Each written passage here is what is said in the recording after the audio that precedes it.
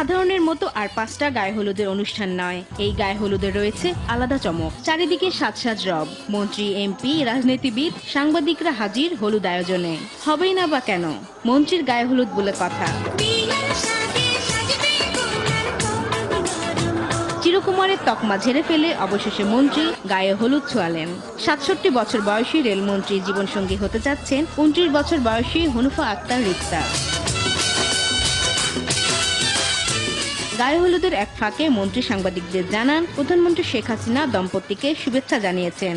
বললেন, বিয়ের জন্য বয়স কোনো বাধা নয়। মাননীয় প্রধানমন্ত্রী আমাকে প্রাণ ভরে দোয়া করেছে। আমাদের দুই পরিবার এবং আমি এবং রিক্তা যেহেতু পরস্পরকে মেনে নিয়েছি, অতএব এখানে বয়সের কোনো কথা আর আসতে পারে না। মনের মিলেই সবচেয়ে বড় কথা।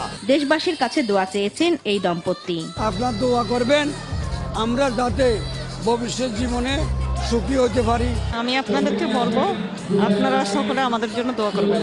মন্ত্রীর গায়ে হলুদের আয়োজনে চমক দেখাতে হাজির হন সঙ্গীত শিল্পীরা। তারা আগত অতিথিদের মাতিয়ে রাখেন গানে গানে। আগামী ৩১ অক্টোবর বিয়ে এবং ১৪ নভেম্বর জাতীয় সংসদ ভবনের LED হলে হবে বিবাহোত্তর সংবর্ধনা।